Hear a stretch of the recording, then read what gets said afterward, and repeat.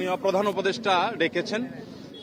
তার ডাকে আজকে বিভিন্ন ধর্মের নেতৃত্বশীল ব্যক্তিবর্গ তারা এসেছেন এবং দেশের বিভিন্ন প্রান্ত থেকে সবাই আজকে সমবেত হয়েছেন।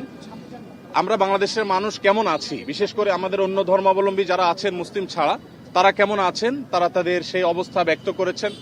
তো আমরা লক্ষ্য করেছি যে এখানে আমাদের মধ্যে আলহামদুলিল্লাহ চমৎকার ধর্মীয় সম্প্রীতি বজায় আছে।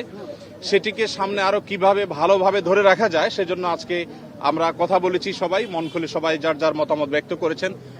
মাননীয় প্রধান উপদেষ্টা মহোদয় তিনি আমাদের কথাগুলো খুব মনোযোগ দিয়ে শুনেছেন এবং তিনি বলেছেন যে একটি সুন্দর সম্প্রীতির বাংলাদেশ, যে বাংলাদেশে কোনো ভয় থাকবে না, সেটি গড়বার জন্য তারা কাজ করছেন।